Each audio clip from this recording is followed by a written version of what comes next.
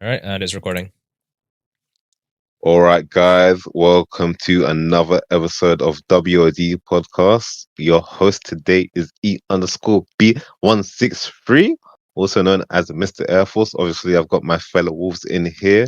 Yama, why don't you introduce yourself, sir?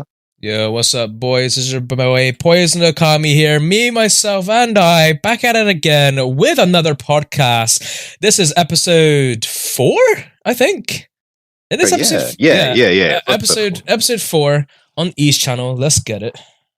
See, this is why I didn't say anything, because I forgot what episode we're on. Wow. Well, he actually only three of us? He actually waited for someone else. Yep. Only 3 of us, and it's you again. That's funny. I'm not gonna lie, I almost forgot too. I was like, 4? So clearly, I am the brains of the operation. I wouldn't say that's all we're going. Say no more. RJ, introduce yourself as the brains, quote unquote, of the operation. I'm also the fat cunt because I'm eating my donuts. Damn. Yo, it's your boy RJ. In the building. Come on, you know what it is. So today's question on WOD podcast is drum roll please. Hey man, so what makes Naruto Storm 4 fun for you? What makes Where did you want to Storm start? 4 fun to you? Huh? I don't What'd know you if you can stop or not. Yeah, no, that's fine. Don't worry, we got it. My fucking leg hurts now. Okay, so E's question was, what makes Storm 4 fun for us? Yeah. So if you had to say one thing, like in your 5 years of Storm 4 experience, what about the game makes it fun for you? What do you enjoy? What first comes to mind, actually? Do you want to answer that first, RJ, or do you want me to answer first? I'll answer first. Why not? All right. For me, I think what I find fun about this game is there's always new things that can be discovered. There's it almost feels limitless with the amount of stuff setup wise that can be discovered. Even if it's irrelevant setups to super relevant setups, it's just fun to just find shit. Do you know what I mean? There's a bunch of other stuff which obviously I like, but I think that's what I like doing the most because it's satisfying to pull off. With Utakata, the amount of setups that he's done is satisfying when I play him. Do you know what I mean? And I would say it's probably the most fun thing to play. Fighting. In terms of Storm 4, there's a bunch of other stuff, but that's the first that comes to mind. Does that make sense? Get you. I think what makes Storm 4 fun for me is it's the whole leader switching dynamic for me. I remember back in 2015 when Storm 4 trailers were coming out and stuff, gameplay trailers and whatever, and it was being featured at certain events, and you could just see with the leader switching. I was just so in love with the whole idea of being able to play 3 characters of your choosing in a match rather than staying to the one like the other Storm games. That was just so good. So I think what makes it fun for me is basically all the leader switch tech and stuff, all the different teams and all the stuff like that. I really love all that stuff. I like doing switch tech, I like doing jutsu switch tech, and it's just the amount of leader switching and how much we use leader switching to aid us in fights. We rely on it a lot. I know I definitely do. I rely on leader switching a whole bunch. I feel like you have to in this game. Yeah. I feel like leader switching, like I said, is a fundamental that you need. It was with Instant Awakening. If you was rocking Instant Awakening, if you had that Revolution you could choose, if you had that on, obviously you're going to use it to the max capacity of that's the fundamental of that thing. So switching is the fundamental of Storm 4 as well. You know what I mean? Yeah, I agree definitely. with that. Yeah, definitely. So for me it's it's literally with the leader switching.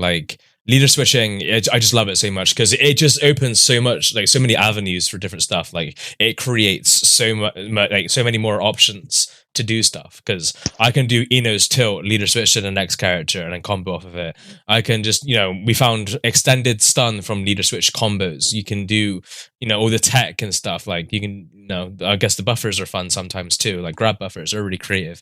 Like leader switching just brought a whole new fun and exciting way to play, and like leader switching just never gets old to me. It's just it's super fun. So yeah, for me, like what keeps Storm 4 really fun is the whole leader switching mechanic itself. I enjoy it, even though it does have its issues and it can have its bugs. Like you can force your subs to come back with it.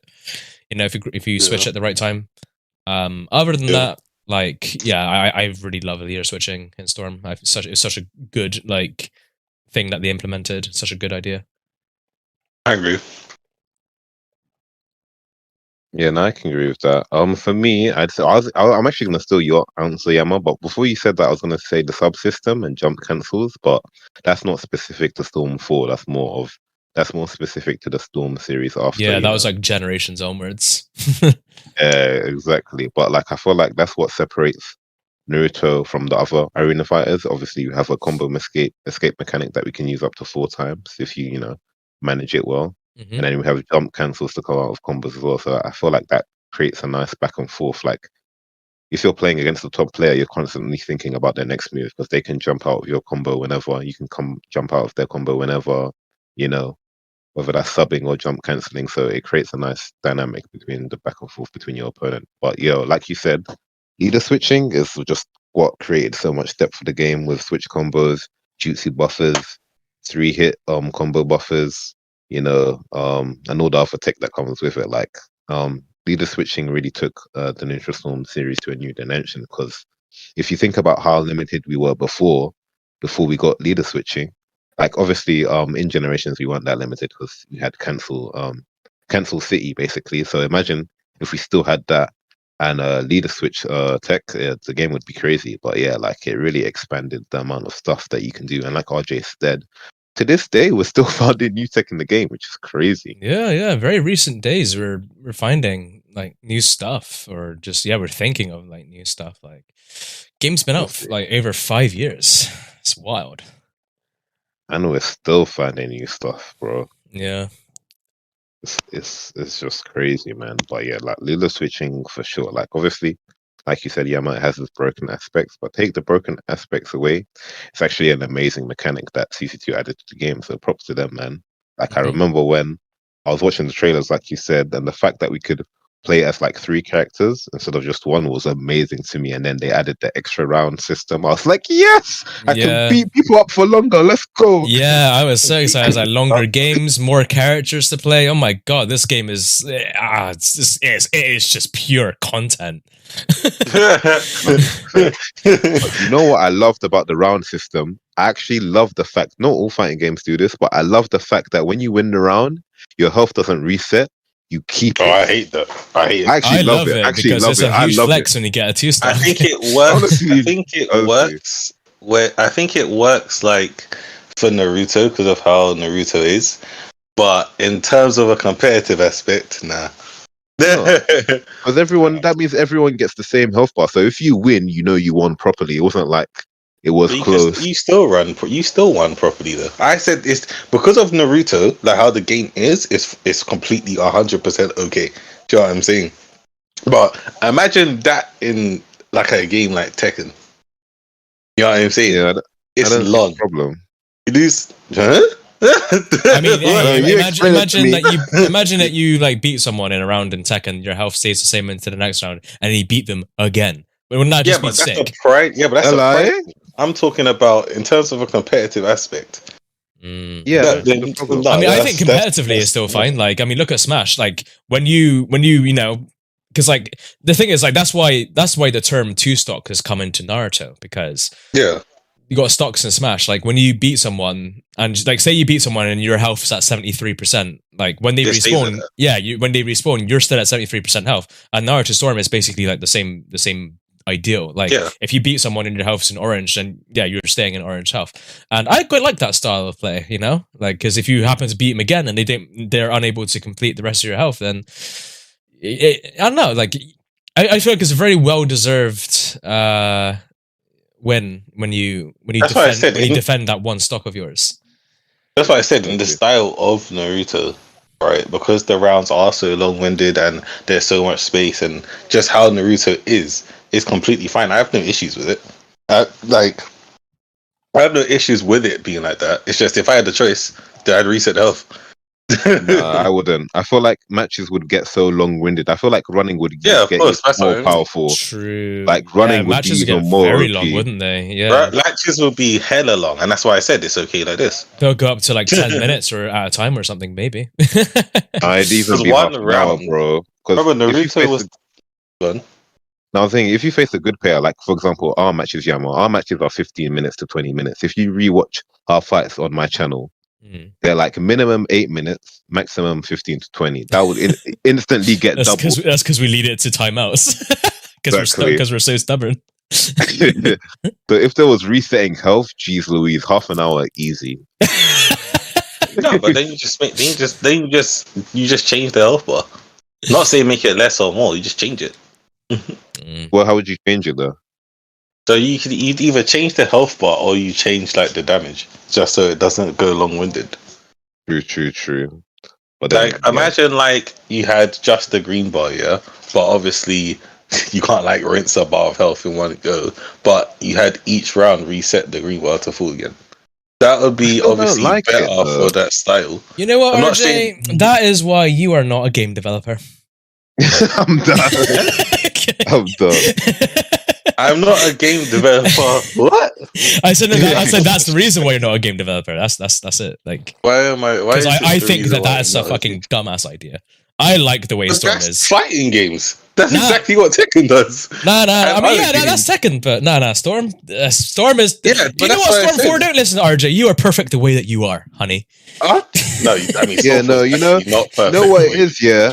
RJ, I see your point, yeah, and I don't see why you'd prefer it. To be honest, I can't lie to you, but fair play. I'm not gonna take the piss out of you because you prefer it. Fair play, and that's how fighting games have been. Yeah, no, he won't be as toxic as I am about it. But you know what, RJ, I'm gonna straight up tell you that your ideas are shit. So man said we're parring me with an audience now. Okay, say less.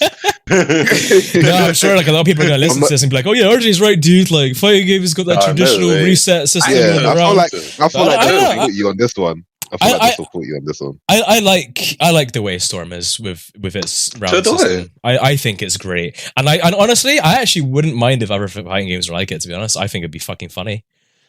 Yeah, no, honestly, I feel like my point is that Naruto round system is perfect for how Naruto is now. If Naruto was like how it reset health every bar, like you said, it'd be very long-winded. Do you know what I'm saying? So because remember, Naruto was only designed to not even have rounds. Do you know what I mean? That's why one round is long, because it was designed to only be play, your health goes, that's it, match done. They weren't designed to have a second round. So they put in a second round to obviously make it more competitive, make it, more like a fighting game, right? And the style that they've done it, due to the fact of how long it takes to deplete one health bar, I think it's completely fine. That's what I'm saying. I think it's completely fine. I don't think there's anything wrong with how they've done it. I think if they did do it how I'm saying it, they actually 100% agree. But they actually adjusted the damage. Like if you go back to Storm 3, yeah, you do you do a lot more damage. No. You do a lot less damage, yeah, in Storm 3 than you do in Storm 4. They actually increased the damage on like average attacks. So that's why rounds don't last as long as they could, basically. But damage is preferable to characters. Some characters do more, some characters do less. It's true, but overall they increased the damage for the entire roster. Yeah, like if you go back, what he's saying is like he's changed. They've changed just the overall damage by certain things because of the round system. Like let's say they increased the overall damage, they times it by 1.2. That's what I mean. But you're right. The damage does vary depending on the character. For example, like Alive Hashirama has very damaging combos. Hiruzen's down combo is very damaging. Edo Hashirama's down combo is crazy. Raikage's down combo is crazy as well. Yeah, no, facts. You're right. But they actually increased the damage overall. But yeah, back to the point that I wanted to make earlier. Yeah, I never understood it, even in traditional fighting games. I don't understand why, if you lose a round, you get rewarded by resetting your health. That never made any sense to me. That's why I like Storm 4 so much. There's no reward. You lost. you lost, yeah, but your health gets reset. Like why? Like I never got it. But There's it's a no reward. continuation. I feel like it does a What do you mean? flywheel. Like I feel like yeah. So like for example, in Naruto, yeah, if so you have 4 health bars here or whatever, yeah. Like, and once you lose a round, it's not like it goes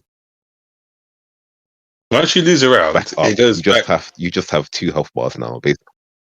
Huh? If you lose a round in Naruto, your health goes back to full. The winner's one doesn't.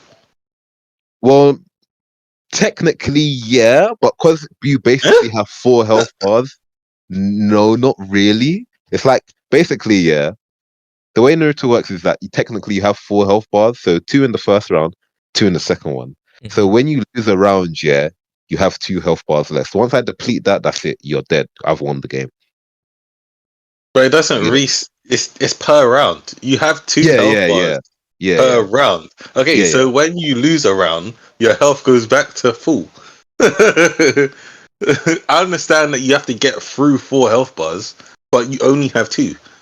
That is your max health. Do you know what I'm saying? In other fighting games, right?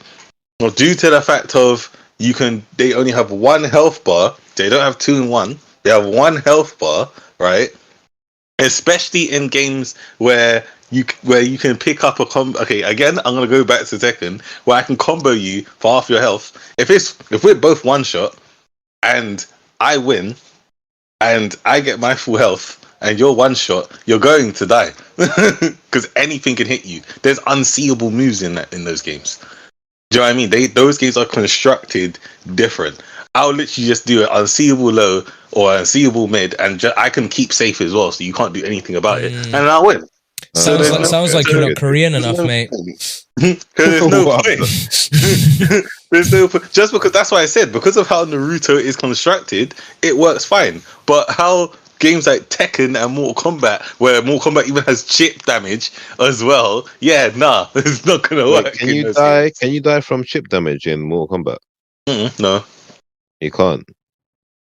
No, and that's what you can take a lot of. But you can, you can in Naruto. Yeah, exactly. But you have so much health and so much space.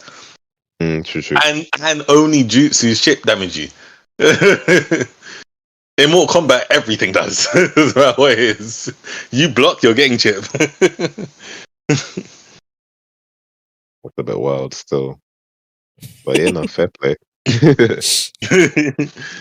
But like I said, Naruto, I feel like in terms of Naruto's how they constructed their game, I think it is definitely perfect. I feel like if they did it how I described it, I feel like it'll be too long-winded. Like, because you would have to get through potentially 1 reset, 2 reset. That's too much health. There's too much health to get through. Like if it goes to round 3, that is 6 health bars you're going through. If they had to reset every time. So long. I feel like it's more rewarding in Naruto because my hero has the same tech system as health system as Tekken. After you win a round, your health resets, and I feel like it's more rewarding to win in Naruto, than in my hero. Because like, let's say I 2-stock someone, I defended all 4 of my health bars, and let's say like we're both 1% health, and then my opponent wins the round, and we haven't won any rounds yet. I know that I don't have to play neutral that much. Like I can win neutral once, and then boom, we're back on level playing field, basically. Yeah, and but at the same At the same time, if someone runs away all game, right? Let's say, or not even runs away all game. Let's just say the game is long-winded. If you're both on green bar, the person with the less health now loses all of that bar. It goes into the next game, while the current person is on a green bar. Like you're thinking, that's the downside. Like, do you know what I'm saying? It's like, Like, so hold up. So because you had 1% more health than me, I lose everything and have to and now I'm on the verge of getting 2-stocked. Like, do you see what I'm saying? Like, there's pros, there's the downside to that as well. Do you know what I mean? Like, it's just like, nah. Not saying like, again, happy with how they've done it. It's just that stuff like that. It's like, I feel like that's a lot worse. Do you know what I'm saying? It depends. It depends on what you encounter. Because that has happened to me once, but then obviously you just have to go try hard mode in that second round. but like that Yeah, I know, but that's very, what I very mean. rarely happens. So it's not I mean, point of contention for me. So I guess it depends on how often it happens to you. Because let's say it never happened to you, that wouldn't be a thing that annoyed you. Because from your experience, it just doesn't happen. but it's even if it doesn't happen, it's still a thing that it's still a likelihood, and it's not impossible either. It's not rare. It's not. Do you know what I mean? It's still something that can happen, and something that I feel like does happen on a day-to-day basis multiple times. Not necessarily to you, but if you're in the endless, right, full of people of like similar skill sets, right, it's possible. Especially if they have two defensive styles. Let's say. Oh yeah, for defensive for sure. That's what I was about to say. It depends on their play style. Because like, let's say I'm playing someone like Django, that's not going to happen because he's quite an aggressive player. So, but if I'm playing someone like who's a defensive player, there's so many yet no one's coming to mind. Crazy. I mean, if this was me 3 years ago, you could have used me as an example, but I've dropped that shit a long time ago. I got bored playing like that. Let's say no. Yeah, nope, I can't think of one. But let's say MK. MK is quite a defensive player, depending on the opponent he is fighting. That could happen. I guess, yeah. That really just put things into perspective about like how many people play aggressive rather than defensive. Yeah, literally, it's very That rare. just made me realize actually like how everyone is just so aggressive. Really? You have the opposite experience to me. People just want to, yeah. Like I didn't really come across many. I mean, I come across some defensive players, but they're mainly like the casual players. But like, yeah, there are people. Most people, I agree with you though. Most people are aggressive. Yeah, like everybody I come across. Like, yeah, I was just thinking about it. I was like, I come across so many people that just want to dash you and hit you. You know, like they just have that. Oh, like, I wish I encountered that. Jeez, Louise, but I don't. Yeah, I got so many people that just recklessly like try to dash and hit me. I'm just like sidestepping and fireballing all their shit. It's mad. Bro, I wish. Because if you see my streams, even my chat says they're like, yo, why is everyone playing you defensively? I was like, bro, you tell me, man. I don't know. I barely see defensive players these days. I see them all the time, man. I'm gonna have to hop on your account then. Try out these defensive players you're seeing. Because I wish you played me aggressively. Let's go. That's my area, man. That's my zone. Let's do it, man. But it's very rare. That's why I say, because when you do E, you play defensively, fam. But when I play an aggressive player, yeah, like when I was rushing you down, I found most of my time trying to catch you. That's 'cause when you play me aggressive, you set up. So, for example, you play me aggressive, then do Shino's jutsu. There's no, unless I'm gonna do Sasuke's Infernal Fireball, I can't really play aggressive against that. I can't double dash. Which he wouldn't have because he usually plays Kiri and Sasuke. Exactly. And even if I do Kiri and Sasuke's Fireball, it takes a while for Shino's jutsu to dissipate. So I can't. I'm not gonna rush you. So then maybe it's the same thing with like your style. Maybe people feel that they can't be aggressive against you specifically because of something you've done. So they're like, oh, I have to play on the back foot now because he's too overwhelming, let's say. Like I was playing Kilowatt, or some people might know him as Django. Like I've been training with him for like the past 3 days. We're playing. If you played him, you know this man is the definition of Donkey Kong, fam. He does not stop, right? He doesn't stop. So because he's more overwhelming to me, right? I have to play on the back foot. Not because I want to. I have to play on the back foot. So maybe it's the same thing for you. Maybe it's not necessarily everyone's defensive. It's just they can't overwhelm you, and you're overwhelming to them. Especially because a lot of the time you are playing people better than you as well. So it's like they have to play you on the back foot. Like, do you know what I mean? So that could also be the case. True. But I love that, man. Even like you have aggressive aggression and you're overwhelming or whatever. That's what it's all about, man. Let's do it, man. Let's see who can come out on top in the close range. That's what it's all about. Well, for me anyway. And I feel like neutral is more fun than close combat. I disagree, but I get why you'd say that. I just think close combat is just still the same, isn't it? That's why neutral could be anything. Not when you mix chakra dash cancelling and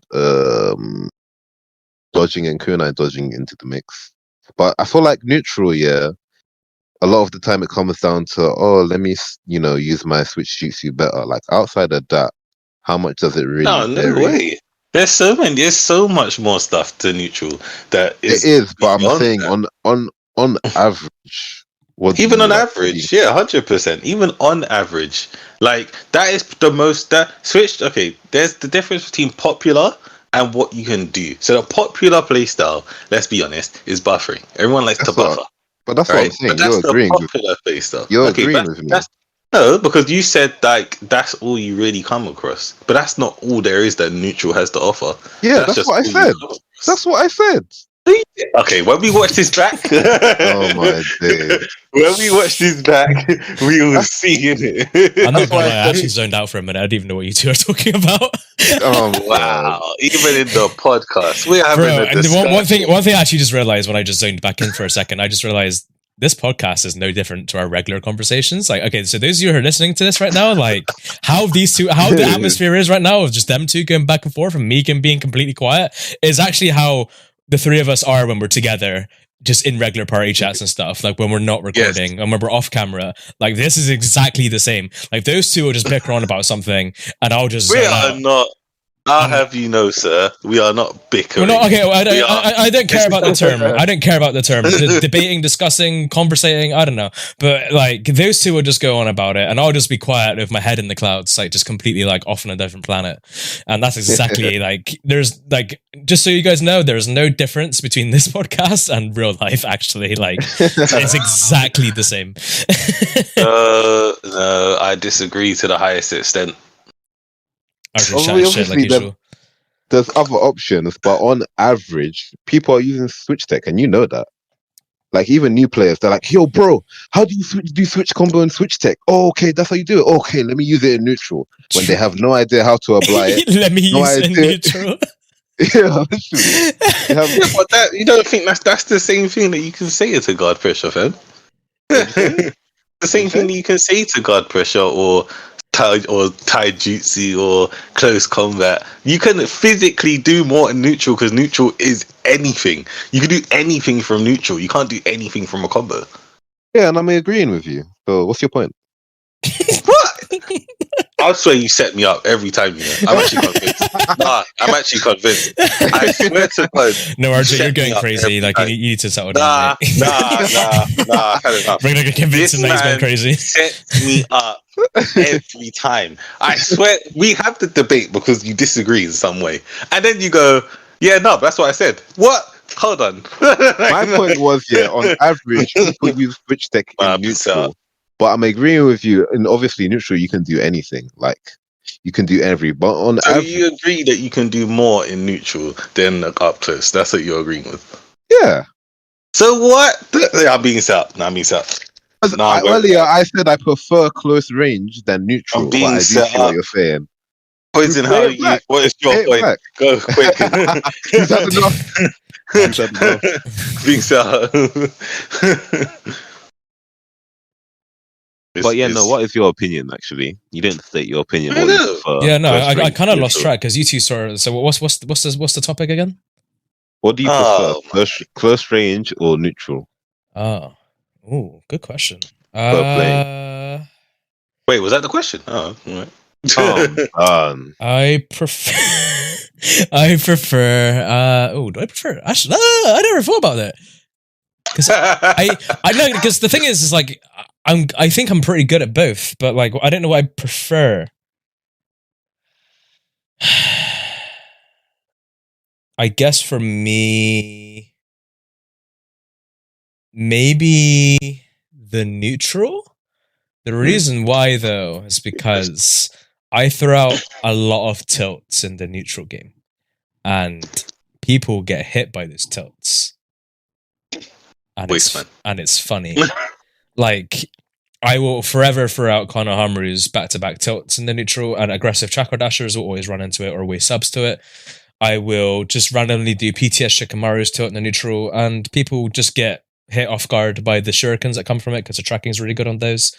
Like, I guess this is considered close range neutral, but I'm always throwing out like Pain's universal pull. And that's still neutral. Yeah, like I'll use Eno's tilt to approach. Like that's another thing. I use tilts as like a way to approach sometimes. So like tilts like Toby's from Naruto where he throws himself. Like I use it sometimes as like a free chakra dash. Obviously, if I'm using Rampaging Obito, that is just like a free chakra dash at the end of the day.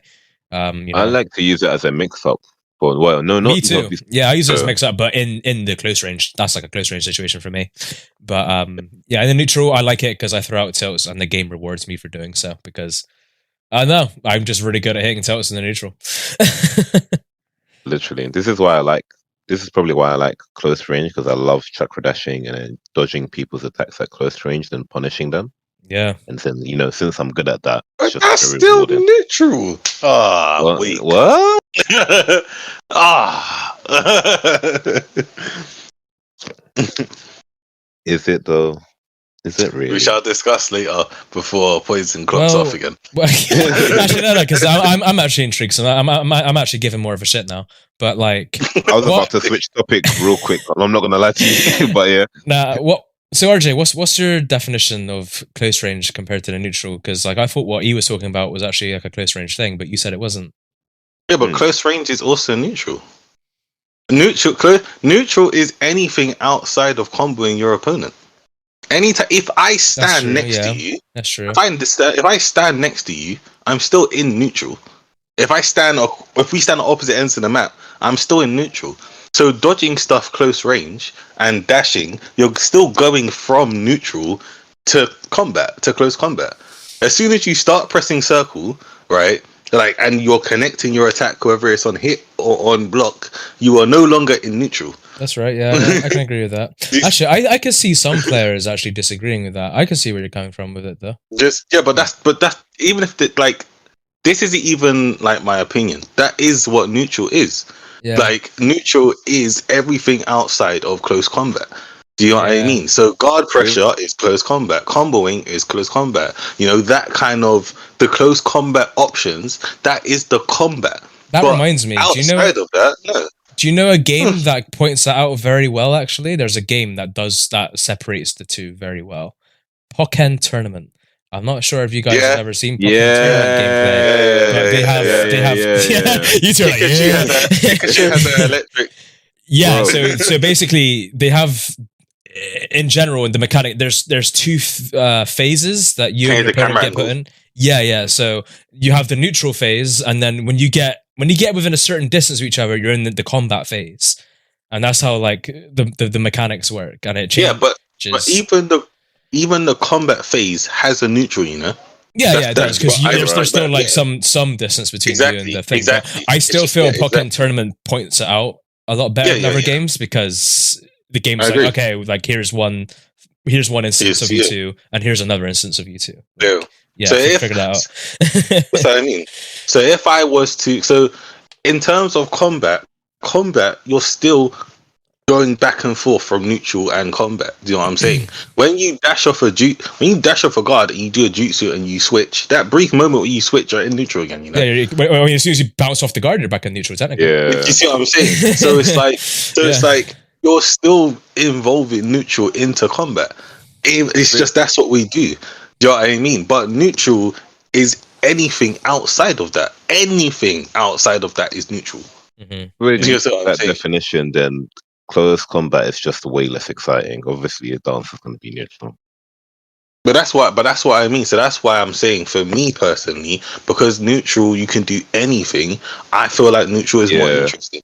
It's just you don't like. I think what you were referring to is you don't like the defensive kind of like I'm a that kind of neutral game. Do you know what I mean? But you like the up close business, like you like you know what I'm saying. But like neutral is anything.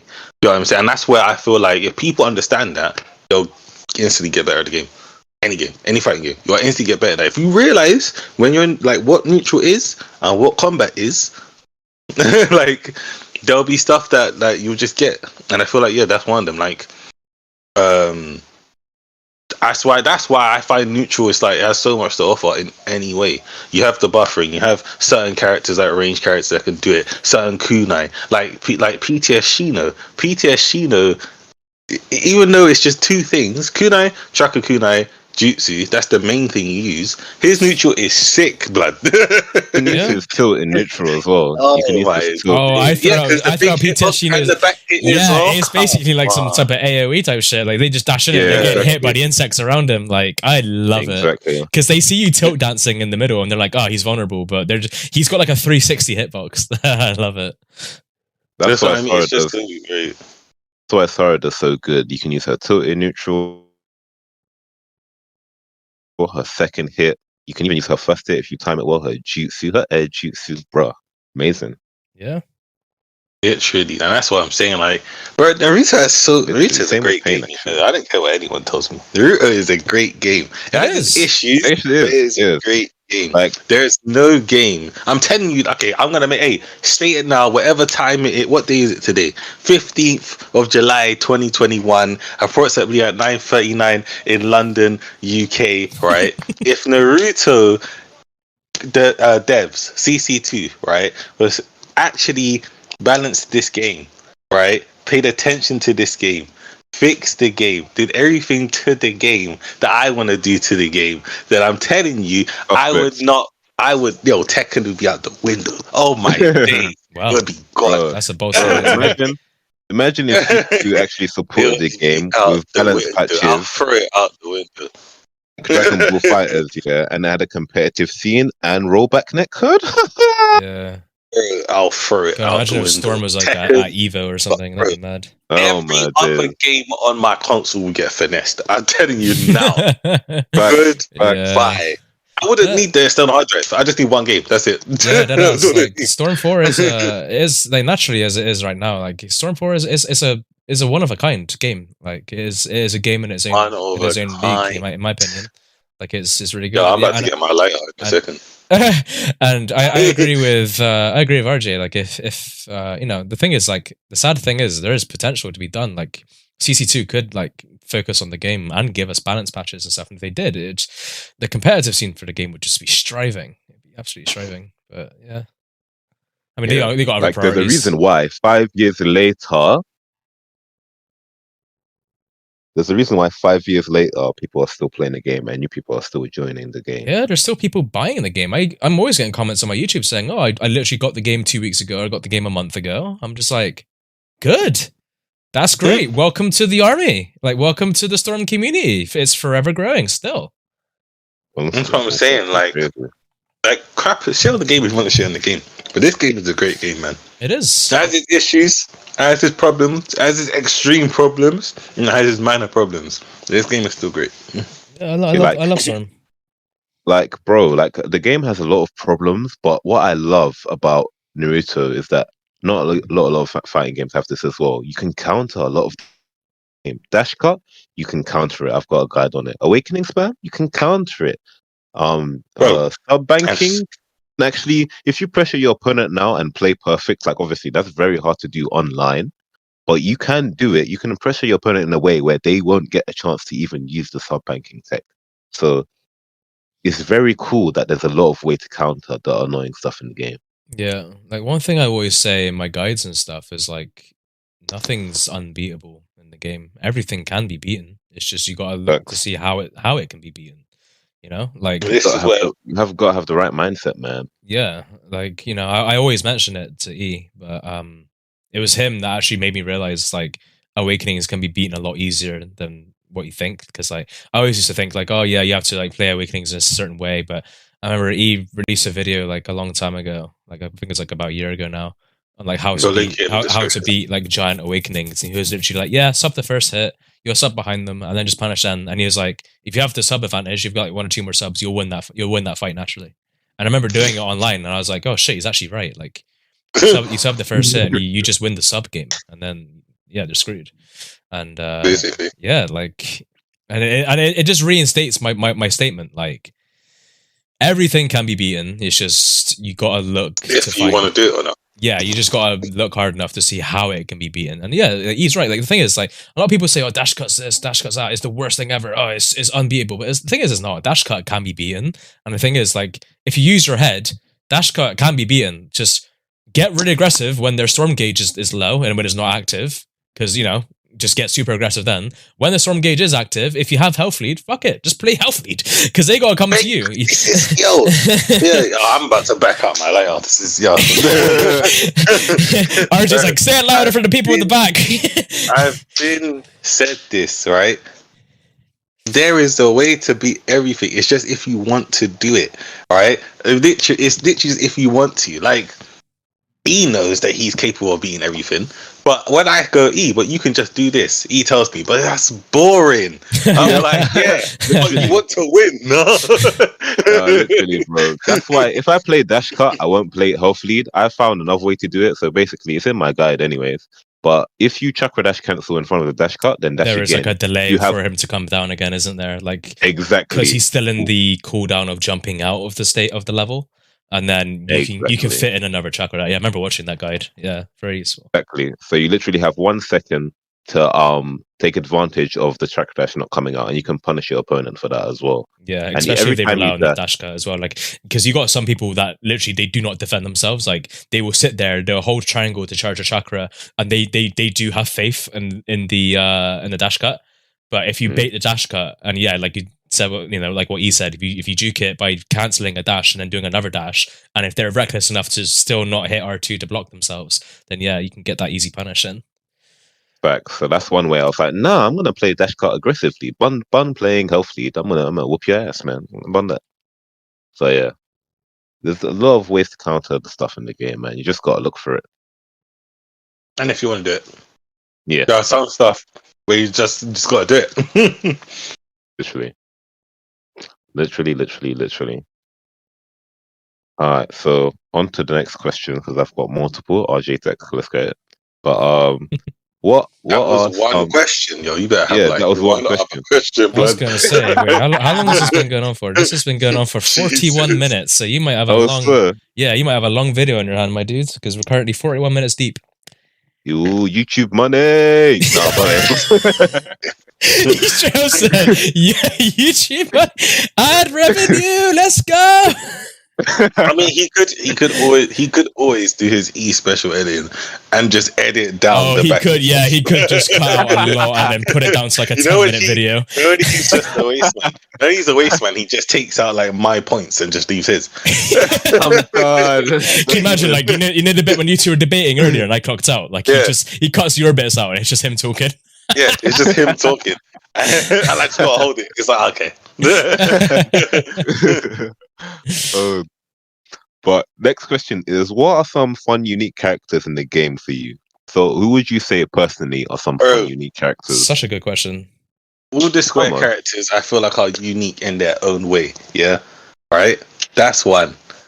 Storm Free Madara. Yeah, I don't think there's any character like him. Yeah, that's another one. Right. If we're talking about super unique, Utakata is that there's no one like him. I was actually about to say that for myself. No one like him. Honestly, Utakata he's in his own league for fun. Dude. He is the most fun character ever. Own league. So fun. Sorry, I'm having a moment. this man just released. Man. But yeah, like.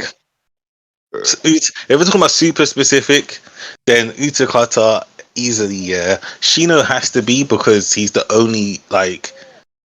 I mean, Utakata is consistent, but Shino is like proper consistent with his combos. So Shino has to be because there isn't anyone like him, really. Shino's got a really good moveset too. Good jitsu, good grab. I'm saying that's what I mean. So there's no one like him. Storm Free Madara. I feel like the fact that. And this is where, sorry, we're going to another thing.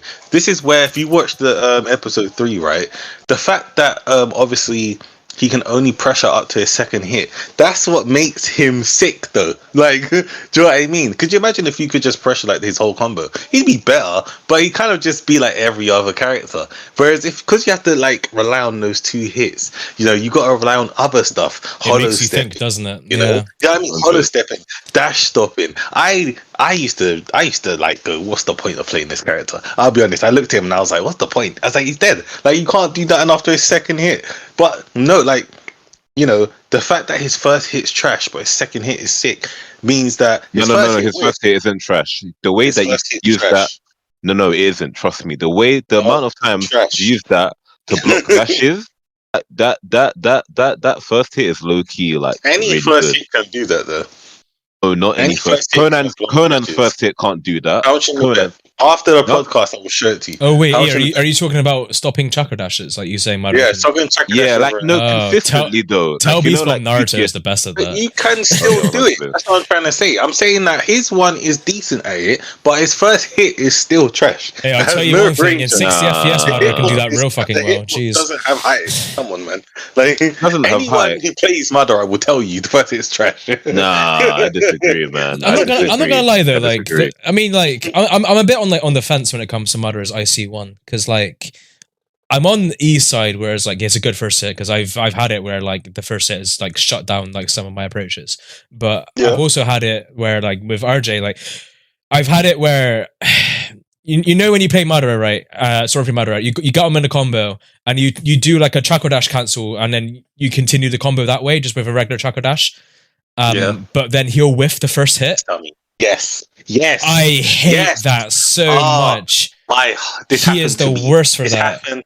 This happened to me yesterday, fam. I was playing against Django and I was playing Madara and I had him with no subs. I did a 1-2 hit, jump, dash, one. Wait, what? Why did my first hit whiff? Yeah, and the first hit will whiff, and they Bro. can block or jump away, and you've just lost it. And that Lord, sucks. That's the one thing about Storm 3 Madara I hate the most. So he's the only one who does. I think May does that because her first hit sucked as well. But I like they're just like the first hit is just whack. Oh, guys, I'm having trauma. I'm having trauma. So yeah, so for me, like I'm on the fence because I know exactly what he's talking about because I've had times where the first hit has really screwed me over and it was very prominent. But I've also had moments where I'm using the first hit, or I've even seen people do it against me, like they'll chakra dash me in some really good pressure, and the first hit will just whiff on an open opponent, like on connect, like on hit, like they just don't get the hit confirmed. Ain't got no range out the window, no height. I don't know what it is. Yeah, like it's kind of like he throws out, but the hitbox just doesn't exist or something. Like it's just like No, it's just weird. I don't know, man. Yeah, but yeah, nah. Like that's why I'm saying that you have to rely on his second hit. You have to pressure. Like he's the only character where you have to pressure him in a unique way, which will then complement other characters, like him having a strike back, like him having Deidara. Him and Deidara are so good because Deidara helps him with that. When he holo steps into Charaka Shuriken, Deidara is there to back his case. He got the ranges there as well. He's got the stun there. You know, you can like get in a home tilt, switch again, and continue to like. He's so Storm 3 Madara is so unique. Right, it's just that he's a lot of buffering to why people go, oh no, he's not unique, just buffers like everyone else. But if you look at him, right, very unique character. If you realize I've taken a liking to Storm 3 Madara. Yeah, man. Who would you say is some unique characters? Oh, all right. Get prepared because he said, "Oh, yeah." Let me dig through my whole big ass character pool and I'll explain in depth why I like each and every character I use. Go for it. Go for it. I won't go that long because the podcast will be like 3 or 4 hours long. But he said big character pool. Remember that. Hey, boss man, come outside real quick. Come outside. Meet me in the streets of London real quick. just put it out, isn't it? All right. Top three. Oh, he's limiting me to top 3. Man, I was going to mention a few more than that. Top 3, just to make it hard. God damn it. Okay, top 3 most fun character. God damn it, E. You suck, dude. You gotta take the fun away from it. Okay, so. Oh! How do I rank them? You have to be unique as well. Okay, this is in like no order. I'll just say like 3, just off the top of my head that I really like. But Ino is definitely one of them. Like. Over the years, she's been really good, and like I'll talk a little bit about her previous in Storm games. In Gems and Storm 3, she's really good. She's probably at her strongest in Storm 3 and Revolution because of Instant Weakening. Instant Weakening made her such a beast. And then, I remember. Oh my god, the flower bombs! Get out of here! Yeah, exactly. Like you could get away with so much in in those 2 games, and then bro, bro. I just remembered, her movement is already good in Oh, it's 4. Is- Her is- movement isn't was get- borderline broken. It was good in a lot of games. In all games, is really good. She's a very Yeah, flexible. but remember in Rev, you could ninja move. You ninja then move, then ninja Awakening, move again. and then ninja move Yeah. again. Yeah, It was so that's what I would do. Yeah, I'd be Yeah. dodge like condition anything. And another thing I liked is I would throw like chakra, her chakra kunai. I'd throw it again because of instant awakening. So I cancel and throw chakra kunai again. I'd throw like 2 lots of poison flowers at you, and sometimes one lot would hit because people don't expect the 2, and so I'm always like poisoning people. And yeah, like I like that. So, but in Storm 4, the reason why I like her is like, so at the very start of the game, she was really good. Her first air combo hit. Her AC one was super strong, good range, and it shut down a lot in the close range. I used to abuse that like it was nothing. And then yeah, she received a good buff on her flower bomb. The paper bombs in her flower bomb are very consistent, and they actually work in this game. They worked in the older games. It's just they just weren't as good. But CC2 really niced her jutsu in this game. Tilt has always been decent, grab's always been decent, and then there was a time where, like, 2017 onwards, she received a really bad nerf for a few years. So, like, her air combo wouldn't connect properly. They made it so that she used to be able to do all of her full combos on block. She can't do that anymore. She can't do her down and neutral on block anymore. She can only do her up combo on block, but there's no point in doing that because on the very last hit, they can just jump out. So she received some, like, really shit nerfs. And then they started changing her stuff around a little bit in recent years. So they made it so her grab no longer is a strike back because they added height to it, which meant you can now start doing chain grabs and landing tilts. So I like grabbing with Ino and using her mind transfer, a real Yamanaka thing to do because you can do stuff off of it. So I'm using that more. That's probably better though, because now that grab has you because you can combo off it. It is, but I actually see it as a buff. The reason why is because you can chakra dash and you can still get strike back off it. But the reason why is because if you chakra dash fast enough, do her IC1, cancel that into a flower bomb. You do an IC, you juggle them into a flower bomb. They fly away and they get strike back. So it costs resource and it costs a little bit more time, but you can still technically just get like a strike back from the grab. It's just a few more extra steps after. So the way I see it is like it's just more DPS and just more options, just the way I see it. So it's a buff, definitely, for sure. No, I remember when it happened. When it happened, we thought it was enough. Yeah, no, I thought at first, but when I found that I could chain grabs and land her tilt from her grab, I was like, yeah, it's definitely a buff. I was like, oh, they buffed her. Like my girl got buffed, thankfully.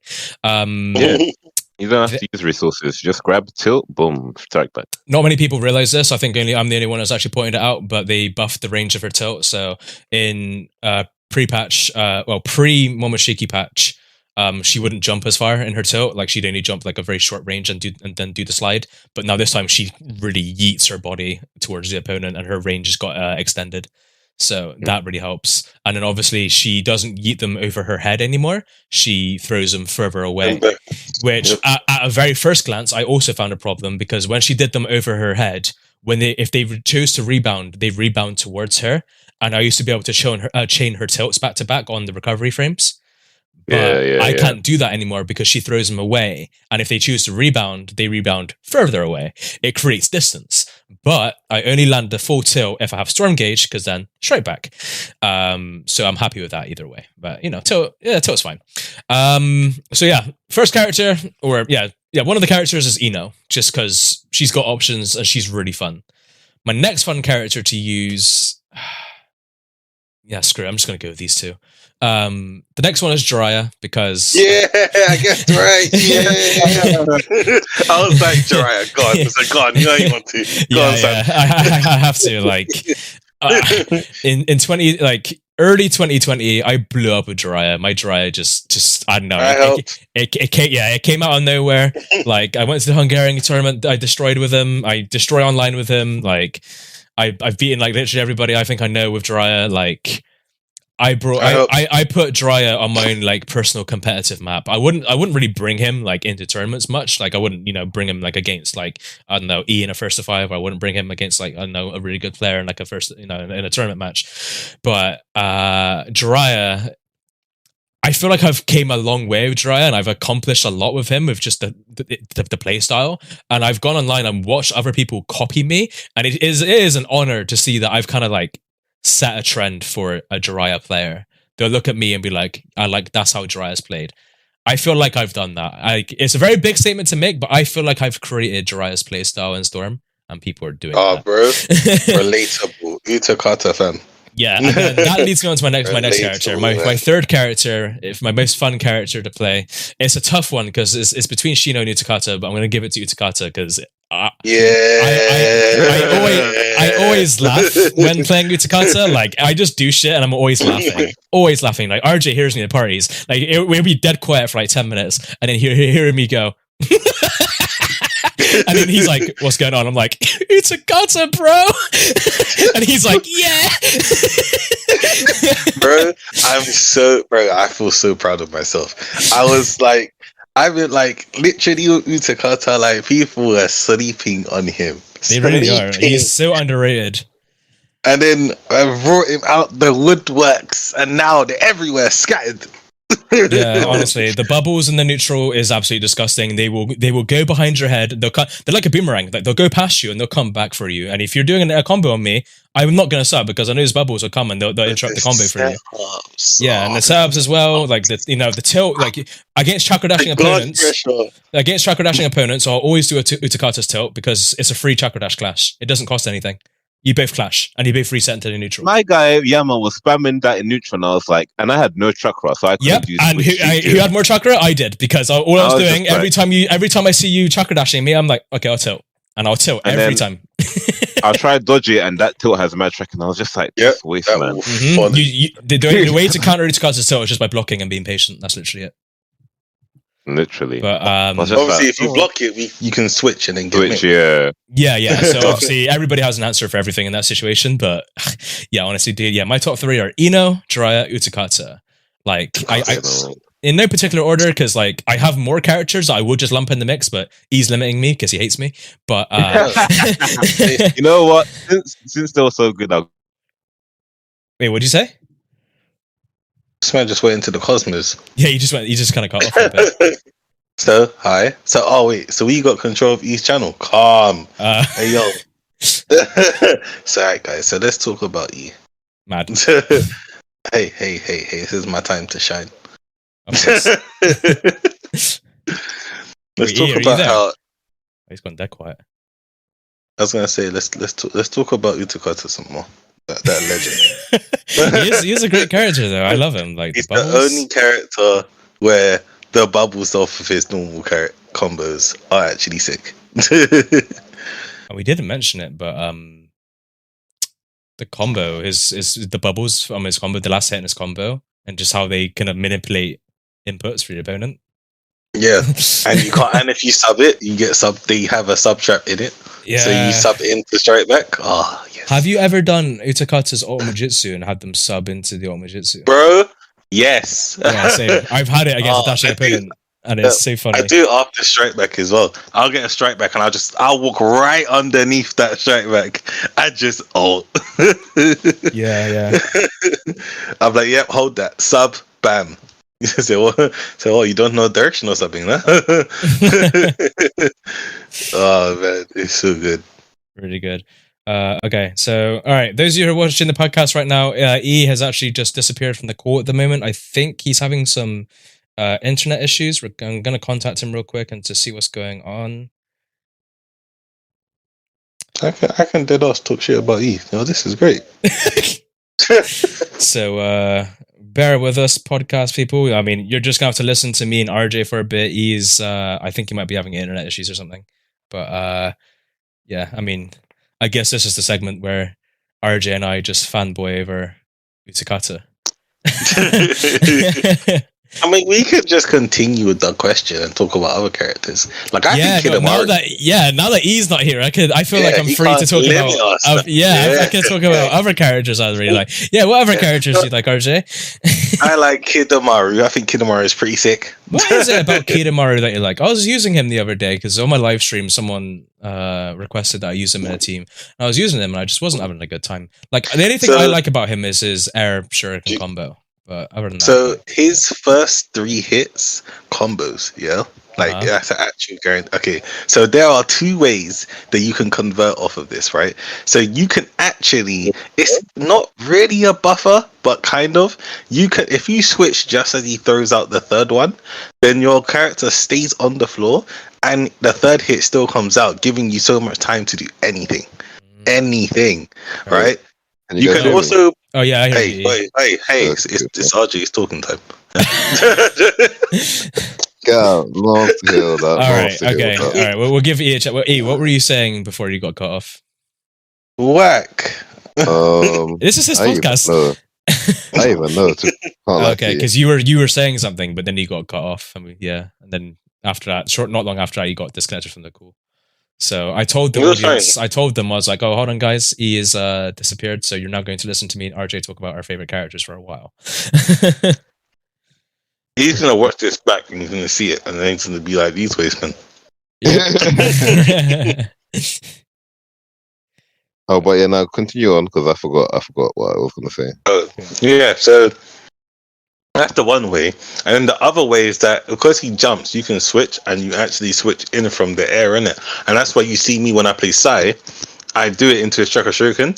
It also works well with PTS Shino as well. So I see, yeah, the stun, and then you can reset that. Exactly. Yeah. Exactly. So there's that. His kunai can punish dashes, so they can't do anything. If they bounce off it and they get clipped, that's it. I can now combo you and convert if I can switch. You see what I'm saying? What character is he talking about? Kidomaru. He said, well, like, what's appealing about Kidomaru, innit? Yeah, because he started going on about Kidomaru, and I played him the other day, and I wasn't really having a good time with Kidomaru. And I literally said, like, the only good thing I can think that's actually good on Kidomaru is his air combo, like his air shuriken combo. But other than that, like, I never really rated him that much. He's so, like, he's great. He's actually a great character. I mean, he's not a great character in terms of strength. Don't awaken with him. Yeah, like his awakening, his charge jutsu is really slow as well. Like the way that tarantula comes out is so bloody slow. Like his normal jutsu is good, but his charge jutsu is whack. Yeah, his tilt is really good for like if you're creative, you can. It's good aggressively, but it's really good defensively because there's. I see his tilt as a very good escape tool. Like yeah, it has invincible frames on it when you swing as well, and you can just jump off the first web too. So like if this one just went. Maru. Okay, I thought you said Kimimaru. Oh no, Kidomaru. As part of the sound. Yeah. Okay.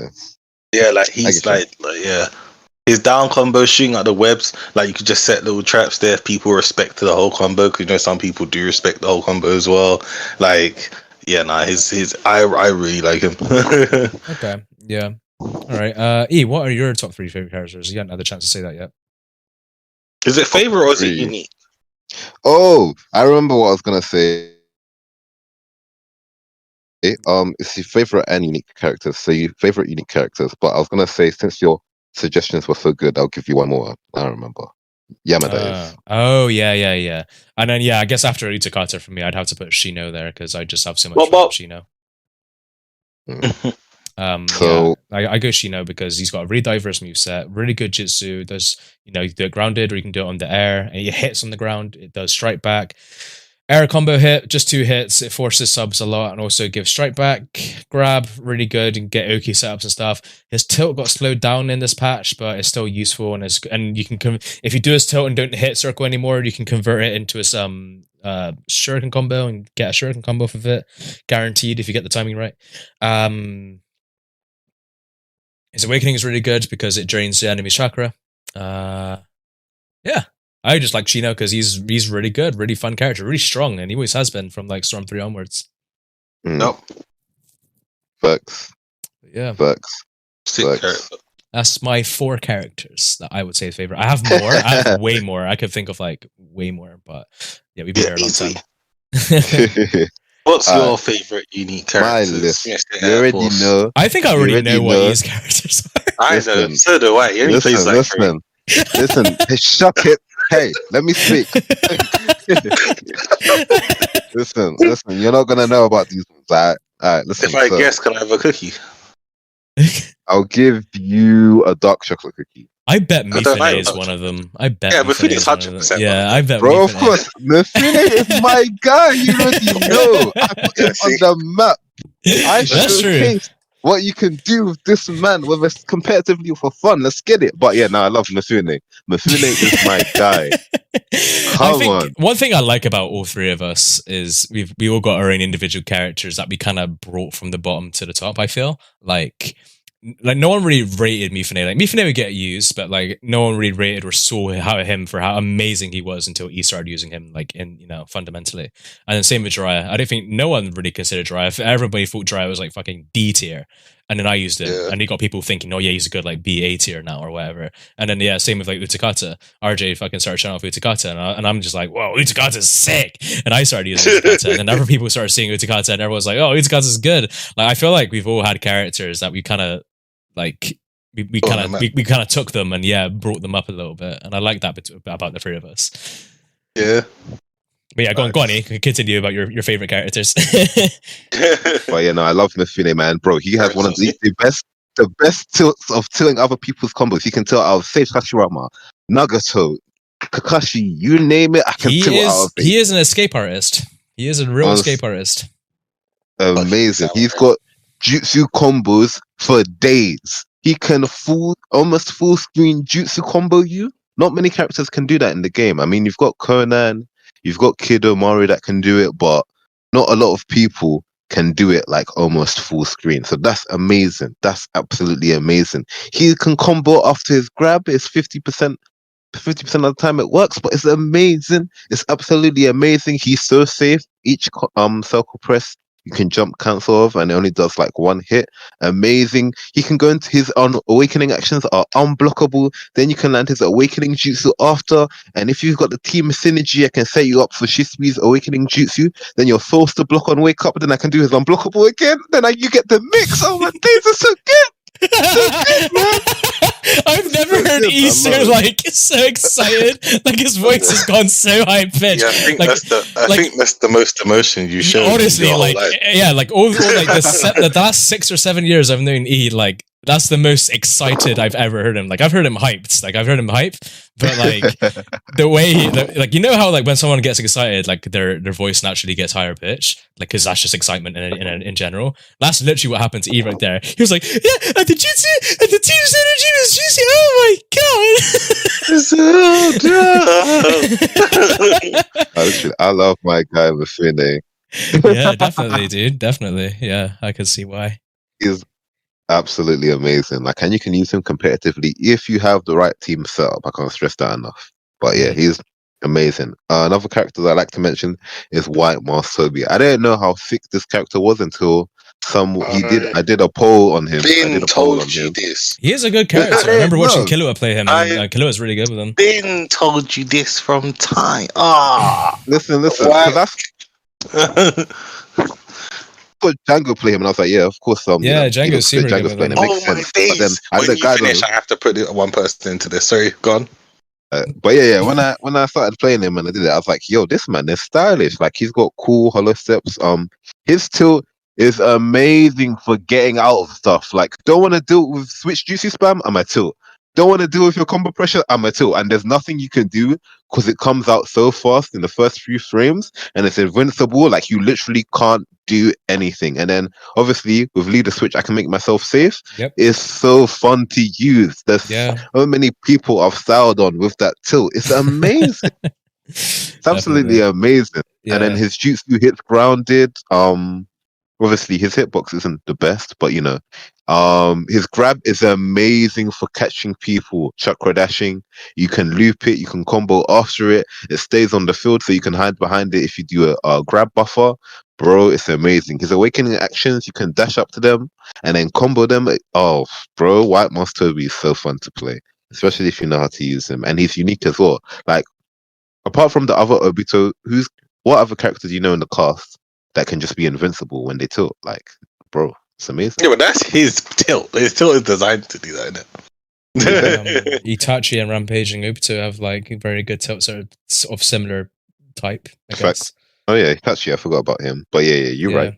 But yeah, it's just so fun to use that. But what I like about him, it comes out very fast. Like Itachi's one can punish it. Yeah, you have a chance on like the opening frames to stop it. Oh wait, you got. Oh wait, that's not a tilt. No, Yeah. Like on reaction, you're not punishing White Master Beast till it's not happening. That's right. Yeah, as soon as it happens, and you just gotta wait for it to be over. Yeah.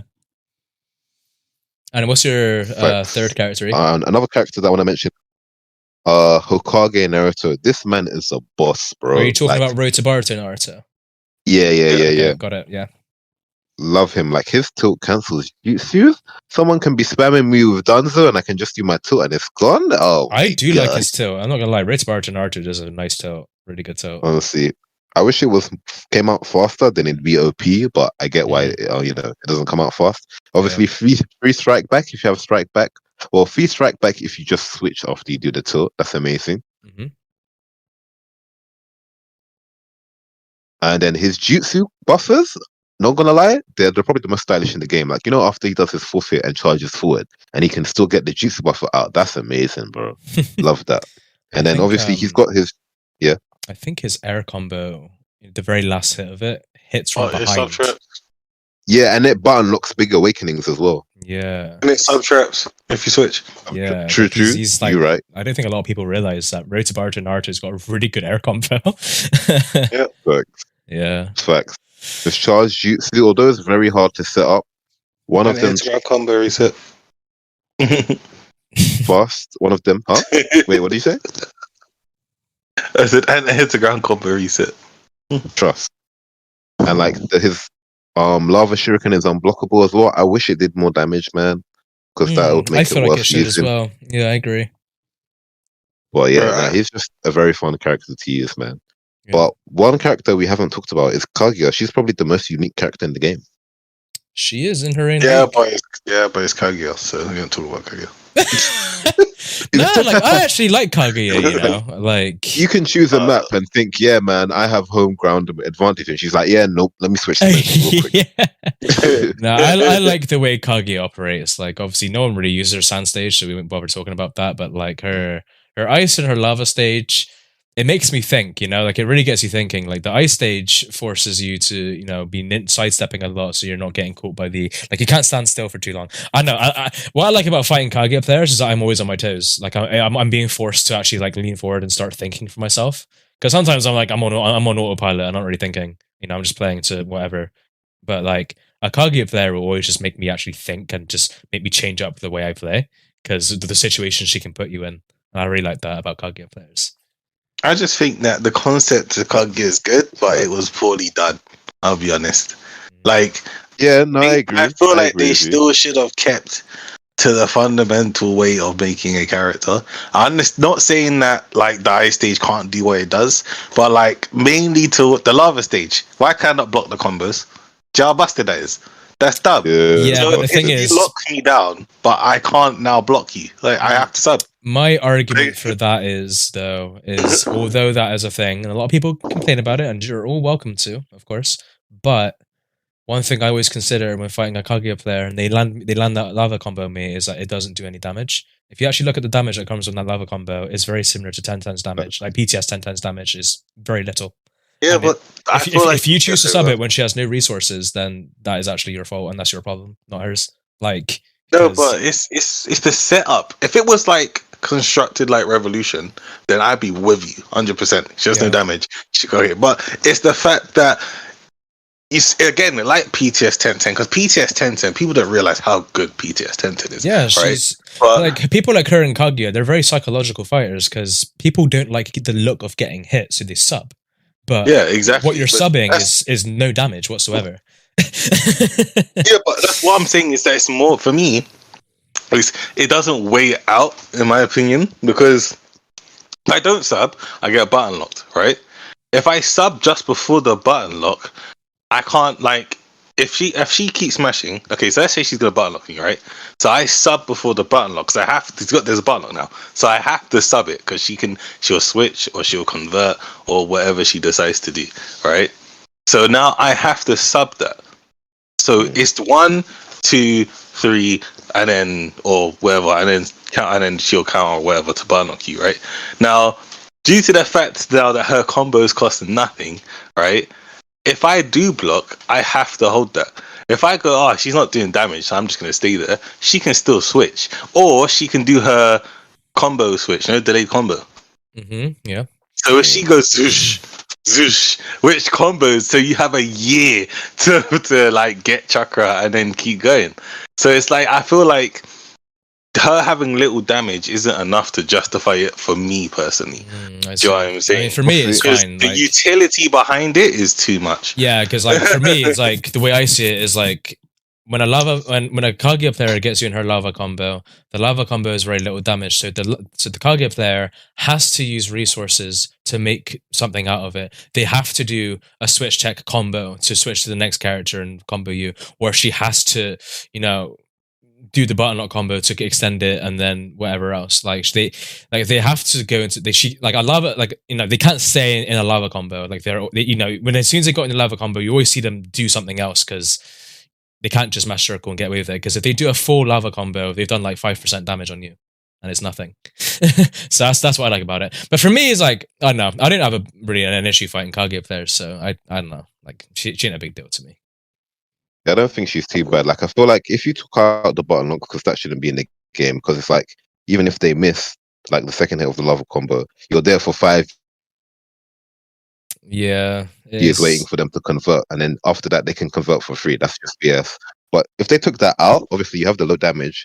Plus, for them to damage you, they actually have to use a resource, like you said, Yamo, and convert.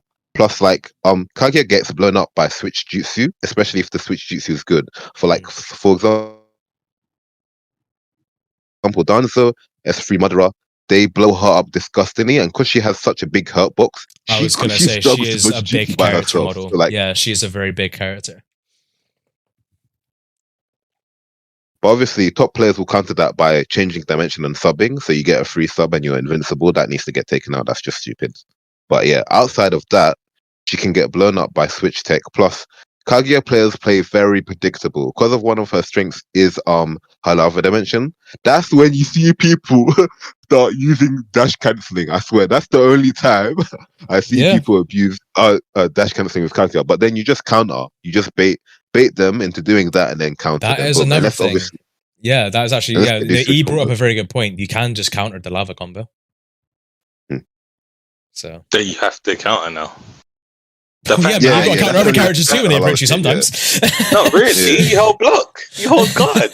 Like I know sometimes you do just want to counter people. I know, like that's a very situational thing. I'm not going to get into that, but like I feel like taking away the aspect of block a combo is huge, and and top of that, her combo in itself is you can't dash her combo, right? If she subs and mashes circle, that's it. You have to, unless you read the sub, where so you sub like not like as soon as they sub you dash and you can't block. That's because you've read it, right? Unless it's that, you're not stopping that. If she subs and mashes circle, you can't dash through the combo now. The combo is wide. No. You can't sidestep the combo now because it's wide, right? And you can't block it. Like the combo is doing too much. It's doing too much. You can double jump though. You can double jump over it, and then obviously if they dash you, they'll go into an air combo. Yeah, and if she doesn't do a combo, now what? She doesn't do a combo, then you dash them and then kunai off their guard, or you can dash them into a jutsu buffer. No, I'm saying you're saying if you think she's gonna combo, you're saying you can double jump. So you still have options. Obviously, guard is taken away. Yeah, 100%. Or jump, kunai, ninja dodge. If they dash you in the air, Kaguya doesn't have an air combo reset, to my knowledge. So they're gonna get. But your players, she's not doing anything. If she just dashes up to you and does damage anyway. If she dashes up to you and you double jump, she does a jutsu, you're either going to block the jutsu or get hit. You can kunai ninja move. You can literally double jump in the air. If she does the jutsu, obviously, tilt your analog stick back, R2 square, ninja move up the way. And then obviously, if you ninja move back into the lava... nothing else is coming for you. Obviously... If something's coming for you, then you're just going to have to adapt. But my point is... Huh? Are you cutting? Wait, is Poison here? Yeah, I'm here. Yeah, no, he is cutting out sometimes, but I find that Discord manages to catch up, and I can still understand what you're saying. But because I'm not trying to. Yeah, you cut out, okay, like you go and you go, and then I'm like trying to talk, and then I think you hear me late, so I don't know when to talk. I think when you hear E talk and you hear him cut out, just stay quiet a little longer, and you'll just hear the rest of the sentence eventually. Yeah. Oh, okay. Well, that's weird. I'm hearing fine. But no, my point is that you still have options. Obviously, guarding is taken away, so your counter game has to be on point, and unless she's abusing combo switch, but you still have options. Like you Yeah, can take to the air. I'm not saying she doesn't have options, but I'm saying you lot have played Naruto.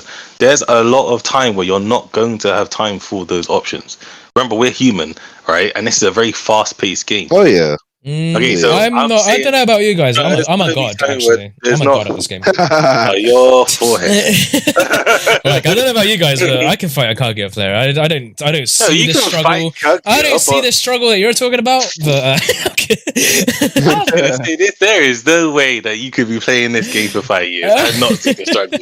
Oh, Kaguya, hell no. Well, the thing is, like, first couple of years, yeah, I used to think that she was like the biggest bitch in the game. But over time, when I kind of got exposed to it more, fighting like top players using her, I kind of just found a lot of ways to get around it, and I just didn't really see her as a problem. Same with Tia. Like, Tia and Kaguya are the two I understand, but Kaguya, I feel like still is a problem. I'm not saying that you can just pick up Kaguya and do good, but I'm saying that because she is still a good character. So, for example, you have to put in less with her than you would do Jiraiya.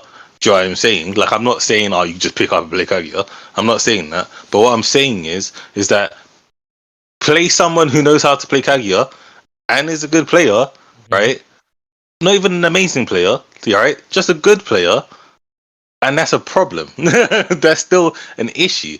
The fact that she can hit you with her first hit and then still button lock you from across the map. Like, unless you switch out, you have to switch now. I got 2 counterpoints to that. One, there's very few players that know how to play Kaguya. Like, outside of Playco, I can't think of many players that actually know. Yeah, but that's by choice. Her. I can't treat that as a thing because that's just because Kaguya's name is tainted. People don't like playing tainted characters unless they just don't care. Do you know what I'm saying? And my second point is that can be the case with a lot of players. Like, a lot of good players can make a lot of characters be good. Like, take a top player and say they've mastered the character, you're going to have a problem against them because they've mastered it. So no, I disagree. I actually disagree. Especially in the rules, I disagree with the lower tier characters. Yeah. I don't care how much time you put into Conan, right? If you're playing against a no rules, you're going to struggle. That's why you should have let me finish. I was going to say with S tier characters. Yeah, but cool. I understand that, but I'm not talking about Kaguya being broken. I don't think Kaguya's. Okay, Kaguya. I do believe Kaguya is broken, right? But I don't think she's unbeatable. I just think not being able to block her combo is a bit too much. That's all it is. That's literally where that lies there. Not being able to block her combo is a bit too much. That's fair. I don't really say it's a problem because there's only one combo out of the 4 that she has, but yeah. Agreed to disagree. Agreed. Wait, how long has this been going on for? Bro, this is easily over an hour and a half. Yeah, no, not quite. We're currently at 1 hour and 22 minutes. See? Over an hour and a half. One thing that I want to mention RJ, your quickly, maths is mad. What are you about to say? One thing I want to mention quickly is that no, there's 3 things. That Momo's quite unique with his tilt and the fact that you can't actually rebound if you get hit by his jutsu. So that's actually amazing. Yeah, like, I wish Momoshiki's tilt was faster. Different. Let me the amount of setup because you're talking to the person that's going to carry on Django's legacy. Yeah. Christ. Momoshiki. Right, it's been confirmed. Okay, he confirmed it. Thank you very much. But Momoshiki, man, like, he's like, his jutsu is his main thing. Yeah, one hit, he plays debatably one of the best one hit buffers in the game easily. Because he jumps so far back, right? And you can if you do one hit combo switch, you can still combo someone in it, right? So the jutsu can still hit you, and when it hits you, you still have to hold that, if that makes sense. So characters, Yeah. when you play, for example, like Pain, right? You can do this. Yeah, this is again a bit of insight for the people who make it this fun in the thing in it, right? But like you could go one hit buffer from Momoshiki, switch into Pain, do Pain's combo, the jutsu hits, the almighty push in Pain's combo hits, the whole up combo hits now, because that's just how the combo works. Like it's weird. Do you know what I'm saying? Like, the sub traps, the combos, the damage. Yo, I just thought of a disgusting synergy. Imagine if you paired him Momo with Russell, yeah. Because obviously his down combo is a sub trap. So imagine setting that up. So one hit buffer into Russell's down combo. They sub trap, and obviously after you sub, you can't block. Then get hit by Momo's jutsu, then you convert. That's nasty. Ooh, that sounds great. Yeah, look at that. I think it would hit before that, eh? That's a trap right there. Anyone do that with Momo though? You know, Momoshiki's a really good character. I remember when he first come out, and a lot of people were like, he ain't that good. And I was like, what? This guy's amazing. A lot of people were drifting towards Kinshiki for some reason, but I was like, nah, Momoshiki's where it's at. Probably because he's cooler. Obviously, he's got his ultimate, his down combo. Yeah, his but I was blade. straight on Momoshiki. I was like, bro, from day one, I was all about Momoshiki. I was like, dude, like everyone's got to hop on Momoshiki, dude. Really good character. Kinshiki, I just like Kinshiki jutsu. That's what interested me. Kinshiki's got a really good jutsu. Is that 360 range, like hitbox even, like that's really good. Long ass 360. Woo. Yeah, man. Super strike useful. Back. But why does his grab not strike back? I like landing his grab too. It's so easy to land his grab. Bro, his grab is so satisfying to land, and he just yeets his weapon at you. Oh my dude! Yeah, Kinshiki he's visually a very good character. I don't like playing with him in the neutral because he just can't dodge anything. Facts. But he's not gonna lie, he has one of the best switch. He has the best switch. He has the most stylish switch combo in the game. That blade looks so cool to pull off. True, yeah, man. For the tech. Yeah, let it rip with the Beyblade tech, man. Yeah, Kinshiki's where it's at, man. Honestly, 100% agree. Oh yeah. But the other two characters I wanted to talk about is puppets. No other characters play like puppets in the game. Like, I know a lot of people find them annoying to play, but they have such a unique play style, even outside of Naruto as a fighting game. Bro, I'm telling you, it's like playing a different game. No, genuinely. Like you don't play puppets the same as normal characters at all, totally bro. Not. Yeah, I remember when I learned that, when I got into puppets, I was having real fun. The first puppet I picked up was PTS Conqueror, and oh my god, I was having a field day with that guy. I feel like I was playing a different game in Naruto. Yeah, same. like a different mode or something. Yeah, like some special mode. Like, yeah, puppets are annoying to fight against, but I respect the players that put the time into learning. I love the challenge of it. I love the challenge of fighting puppet players. It's so challenging. It forces me to play differently, and I love it. It's so good. I don't. It's just frustrating. I don't like it. If I could avoid playing puppets, playing against them, I will. Oh, bro, like I'd love playing against a puppet player. It's actually a breath of fresh air to me playing a puppet player. It's so fun. I agree with you, man. It's so fun. Like, obviously, you kind of get a bit dead because, like, sometimes they resort to just grabbing. Like once you blow them up, they kind of resort to spamming grab and hoping for the best. So that gets a bit boring. But outside of that, when you actually fight a good puppet player, like I remember when I didn't know how to fight puppets, and I just I think somehow I found Tali. I can't remember how I found her, but I was like, yeah, man, I heard you're the best puppet player. Let's go. And then we just had matches back to back, and it was so fun because it's such a different play style to play than normal characters, and like the fact that you get punished for standing still forces you to like play on your feet, especially if they're using sorcery. I'm always moving. Like I haven't got a chance to stop. Like you're always on your toes against puppets, and I love that. Facts. So if you play like an aggressive puppet player, like their back and forth is amazing. Yeah, definitely. Like I'm not sure if you guys have played him, but Gross James has gotten really good at puppets recently. I played him on my stream. I wonder why. Last same week, with Same with Deku as well. I was playing him the other day. I was like, hey, yo. Yeah, Declan's been getting good too. Yeah, I've been playing them on my streams, and yeah, like I find every time I play them, like their puppets are improving, and I'm actually having fun playing them now. I want to just stroke my facial hair. I was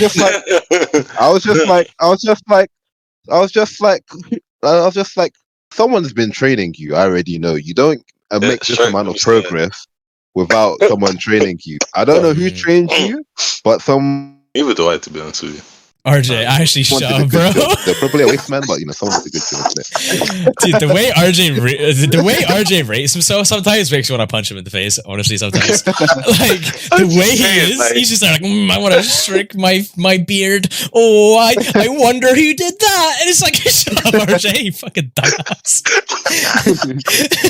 I'm just saying, like, I just wonder who done that. It's probably a great job. I'm not surprised because I had a hunch that it was you, because I was thinking I don't think any other good player would take the time out to actually train them. So I was like, that's probably RJ, low-key. Yeah. I was literally like, there was one time, where I think E was playing someone. Imagine E went, RJ, did you trade this person? I was like, yeah, how did you know? He's like, no wonder why they just got struck out of nowhere. I said, listen, when you're just overpowered, and you can just give your power to people. Ratings to this RJ, is why like, I'm not a top player. He makes people. One thing I can say about him, one thing I can say about RJ is that he makes people OP quick. Like the difference in strength. Like an example, like he can literally like make you like a different player within 1 week. Yeah, definitely. Like an example I had was what was his name? I forgot his name already. Niku, yeah. So I knew Niku a while back, and I just knew him as like super aggressive, and like he just wastes resources. He wastes his items in the first 20 seconds. He just wastes his chakra, and he'd always just be on you. He was one of these players like, I want to dash you and I want to hit you. Like that's how he was. But like I found that he and RJ met through some other source. I don't know how. And then RJ's like, oh yeah, I got this student. His name's Niku. And I was like, oh yeah, Niku. And then after RJ and them been playing, I played Niku, and Niku gave me a run for my money.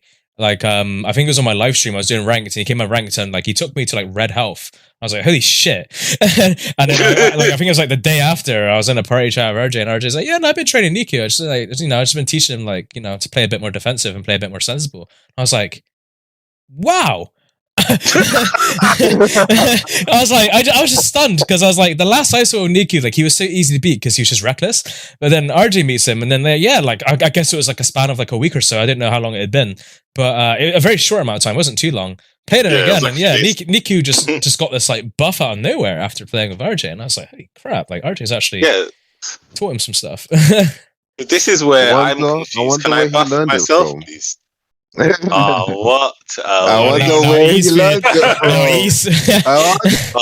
What? I can also see where RJ gets his ego from. What? A dickhead. RJ, do you see how I feel now? Whenever you're like something like that, like now you just want to punch E in the face, don't you?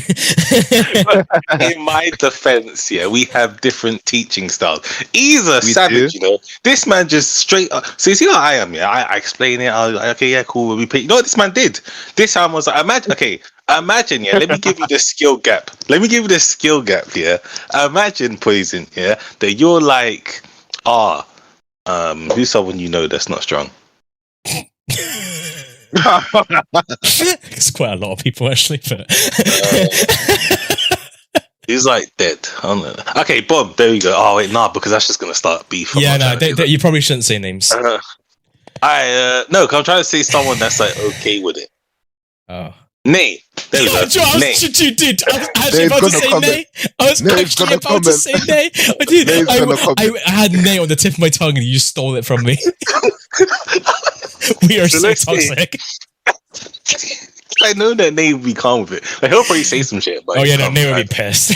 I mean, he'll be cool. Like, it'll be like a joking, like, dickhead. But like, that's it. Do you know what I mean? So imagine you're playing Ney, yeah? You're training him. You're like Ney. So you're beating him up, like not even getting around nothing, yeah? Okay. Then Ney's like, oh, no, you're seeing improvements. You're going, no, Ney, you're playing better, right? But we're going to make you stronger now. Cool. For the rest of the day, we're playing, but you have no chakra. What? What do you mean I have no chakra? Is that what E would do to you? Yeah, but against him. Like, Yeah, he could play exactly the same, but I can't have chakra? Why am I getting nerfed? Yeah, I'm not gonna lie. From what I've heard from RJ, and I think I heard from, was it Ace or Nay? I don't know, one of those two told me. From what I've heard, I thought to myself for like the longest time now, I would never, if I was like, weaker in this game and I needed someone to train me, I think E would be one of the last people I'd actually go to. The reason why I wouldn't go to E is because I heard, I think it was it Nay or, I don't know, it was either Nay or Ace, I can't remember, it was one of them. They said like, they're playing me and they didn't have Strike Back on their team. And it was a team where they usually had Strike Back, but they replaced it with a different character. And I was like, oh, why aren't you using like, you usually have Pain there, you usually have Mother there, like what's going on? And they're like, oh, E says that I shouldn't play with Strike Backs anymore and I should learn to play without it. And I was like, excuse me, what? I was like, what? I was like, under whose authority? And he was like, yeah, E said that. And I was like, no, fuck that. Fucking put Strike Back on your team. I was so like dumbfounded. And they were like, oh, I don't know, like maybe I should. And I was like, I was just like, he's a crackhead. Like, not in this academy. Hell no. I was like, what on earth? He's like, I'm gonna have a good they said to me, E said I should play like a whole week without Strike Back. And I was like, well, have fun with that, because you're going to be miserable. So basically, with them, yeah, they want to get strong quick in it. So my philosophy is, yeah, okay, cool. If you want to get strong with me quick, I'll just throw you into deep end, because they tend to rely on Strike Back a lot. Well, this was during Ace's training. So to improve his fundamentals and to take him off relying Strike Back, I was like, yeah, play with no Strike Back. Go play Yama and play with no Strike Back. Now you have no choice but to adapt. Obviously, if you can't adapt, you're going to lose and it's not going to work out for you. Then we can, review the training. But because I know they can actually hack it if they put their mind to it, he'll come out stronger after that week if he actually follows the training program. And like, he'll face you again and you will see that, okay, he's actually not playing as dumb because he can't use Strike Back to rely on. Yeah. I see. He'll change like the decisions he makes. Same with RJ. If I told him to play no chakra, he's forced to. Exactly. Yeah. And RJ is like strong-minded, so he won't let this training defeat him. So he'll, like, after that week,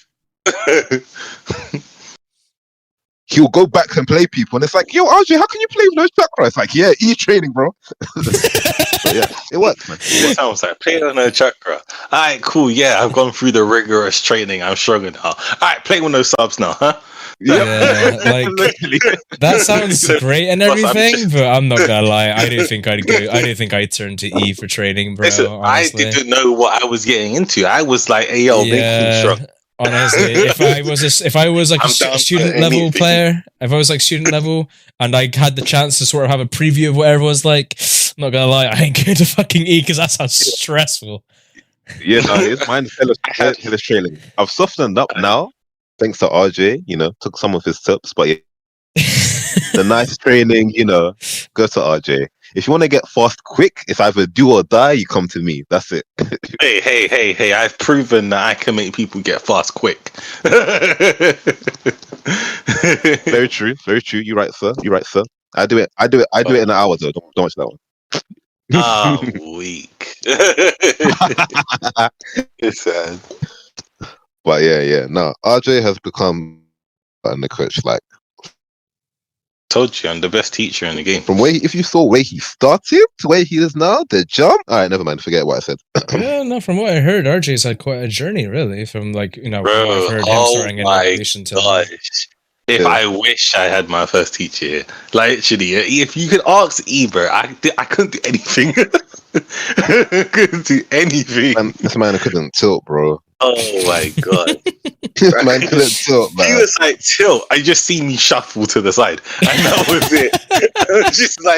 I'm just here like, how? But he's like, just slip analog stick. I'm like, I am. Nothing. I'm like, bruh, there's something I'm doing wrong. Christ. That sounds. Let's have a moment of silence and a shout out for E for putting up with that shit, because I wouldn't have done that for you. I would have just left your ass in the dust. Yeah, I see that. But 'cause I could tell he could be a fast learner and he was willing to learn. I was like, yeah, sure, why not, bro? Yeah. And like, I remember in Revolution, bro, we had one of the closest back-to-back matches. I was like, oh no, what have I created? Like, this man was about to bin me off. I was like, nah. That's scary. Yeah, Yeah, I was about to wax your blood. Like, it was like he was on the brink for it. Because imagine, I'm fighting E, and every single match, every match, I'm just getting green barred left, right, and center. Yeah. Day in weeks, on months. Like, could you imagine just losing, like, not getting a game for months? Not like, oh, you get one every, maybe like once a week. No, like 9 months passed, you still not won. That was it. So now this time, I remember it. Edo Minato, come on, I remember it. And every match was close for the whole day. I was like, now is my time. I'm going to beat your ass. So I'm getting close. Do you know what this man did? Do you know what this man did? This man went into the hyperbolic time chamber overnight and beat my ass again the next day. Yeah, I would have done the same. Like, screw that. Screw having someone you trained surpass you, man. That's weird. He said, hell no. He said, you stupid bitch. You gonna learn today. That was the closest that I got. Yeah, no, it's just amazing to see like the growth from RJ. Hey, top tier, man, top tier. Yeah, like, no, he's definitely been on a journey. For real. From when I asked him, hey, yo, RJ, you want to play? What you up to? And then he was like, oh, I'm training people. And I was like, yo, how many people are you training? He's like, yeah, I got a dojo. And I was like, this man has a dojo? What? Like, I couldn't believe it, man. Yeah. Yeah, no, actually, he's come a long way from what I heard, because he went from starting in Revolution to being an absolute potato to being trained under you and being decent at the game. And then, now he's out here training people himself, which is decent. He's kind of got like a legacy, like a child of prophecy type thing going on for him. It's good. Academy as well. Making me go red now, and I'm back. Hold on. Let me balance that out for you. He is also the type of fucking idiot to promise me 6 years ago that he's going to surpass me and still hasn't done it 6 years later. So he's still shit in that regard. In my defense, I'm better than you now than you was before. So you've gotten better. So that's your fault. So it's my fault you couldn't maintain your promise because I've improved. Hey, no, I'm maintaining it. It's just in the works. It's a long time. Yeah, but you're saying is it's my fault that's not working. You're saying it's my fault it's not working because I'm also improving. No, it's your fault that it's not happened yet. Yeah, because I'm also improving. Exactly. You're a dumbass. You're an actual fucking idiot. Like, if you didn't get better, then I would have surpassed you by now. Well, obviously I'm gonna get better. I'm a person too, I can adapt and think. I know, but I'm just saying that's why it's not happened yet. Because you got better also. Well, you should have thought twice before making such a hefty promise to me. And I still will keep that hefty promise, sir. Christ. We're gonna be in our 70s and he's not gonna surpass me. Listen, I'm telling you, and I said to you before, I am different than anyone else. I will it doesn't matter how long. Well, look, 10 years later, as long as these servers are up, I will pass you. And I've told you multiple times, I've heard this story from multiple people when they've all failed. But I have been the most persistent, because this is before Storm 4 that I promised you this. I was actually gonna say one thing earlier. I was actually about to mention, whilst E was chatting about his training journey with you. One thing I've actually always appreciated and liked about RJ compared to other people I've trained is RJ's inability to give up. Like RJ, a lie. Yeah, like RJ, he has this he always keeps getting back up and keeps trying. Where like other people I've trained, it's like a one-time thing and it never happens again. But like with RJ, he asks questions. He has initiative, and he actually learns. And then you see him actually do well. And when I see him do well, it's one of the greatest things ever. I remember there was a time where RJ, before he had to take like a short hiatus. Oh, I love this. I love this part too. Yeah. Yeah, like RJ. I remember me and him was having some PMs, and he actually like beat me like 2 or 3 times in a row one time. And then he actually forced me to start like leaning forward, and we started going back and forth. And he actually like spiked, like his strength like went up, and he was super fucking good. This was like 2 years ago, I think it was. Yeah. And I was just so happy that night. I was literally like, I was messaging him in all caps, like, yes, more of that. Yes, RJ, you're doing it. Like you know when you got a kid and they're riding a bike without the stabilizers and they start riding on their own. That was literally RJ, and I was like the really happy dad, like, yes, come on, son, yes. Like, that's literally what I was like at 2:00 in the morning, just literally screaming in the messages, like, more of that. Wait, hold on. Was this the one? Wait, there was 2 times. Was this the one I was playing Shino? Yeah, when you're playing Shino and you're really turning up. And then there's also like, I think it was in the same session, you're using Yukato and really kicking ass with her as well.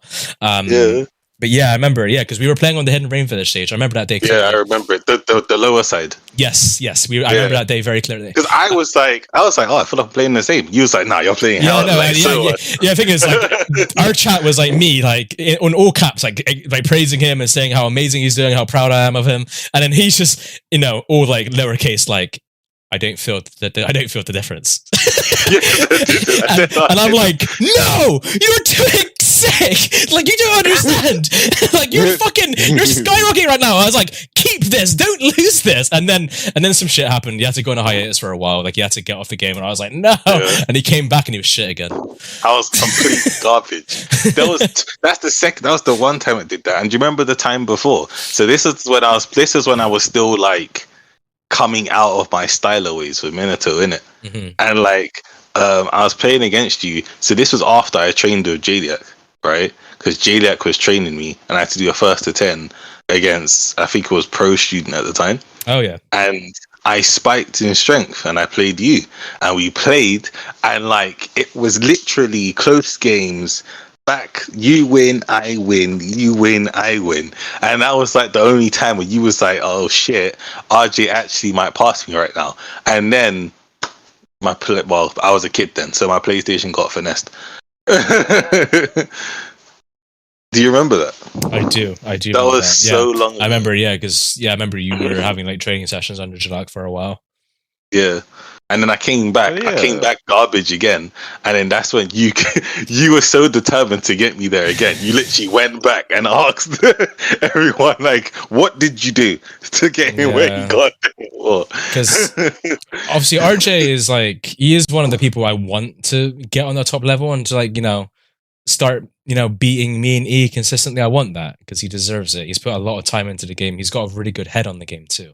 So it's like when you start seeing it happen. It is so fun to see when he actually turns up and starts destroying. It's wonderful to see. Like I said, like if I had to make a comparison, I guess it's like when a dad watches his kid like ride a bike for the first time. Like it's so great to see. It's just that thing you finally want.